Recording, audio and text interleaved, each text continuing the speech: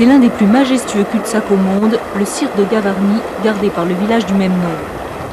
Gavarnie, situé à 1365 mètres d'altitude, fondé au Moyen-Âge, une étape privilégiée des bergers qui faisaient paître leurs troupeaux entre la France et l'Espagne, et des croyants qui suivaient le pèlerinage de Saint-Jacques-de-Compostelle. La petite cité compte aujourd'hui à peine 170 habitants, mais reçoit plus de 500 000 visiteurs par an. Un sentier muletier de 5 km les conduit au grand amphithéâtre calcaire et à la cascade, la plus haute d'Europe. 423 mètres de chute, l'eau jaillit à 0 degré, résurgence du lac glacé du Mont Perdu en Espagne.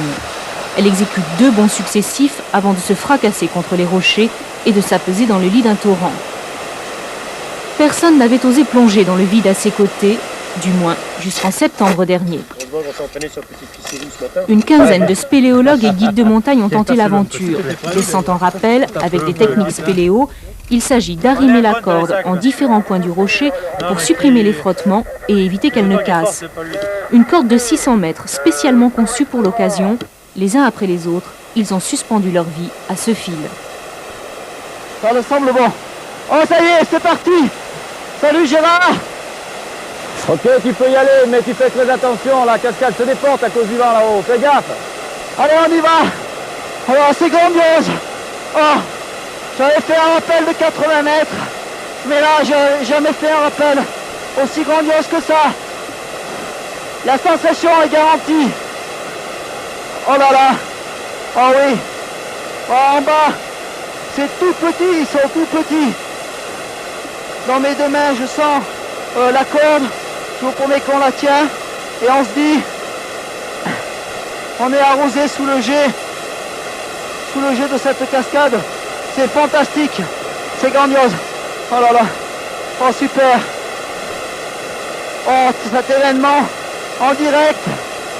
Si le premier pas est dur à franchir, à l'arrivée le bonheur est immense. Les descendeurs ont bien l'intention de le partager avec les randonneurs en quête de sensations. Le public, nous espérons qu'il arrive à accéder à ce sport, peut-être pas sur des cascades de aussi grande hauteur, mais on a équipé ici des cascades plus petites qui vont être ouvertes à tout public. Cette entreprise s'inscrit dans le cadre du projet Grand Site de Gavarnie, signé l'an dernier entre l'État et les collectivités locales pour la mise en valeur de ce patrimoine naturel. Un projet né d'un constat, la plupart des visiteurs passent à peine une demi-journée au pied du cirque, puis s'en vont sans avoir découvert tous les charmes de la montagne.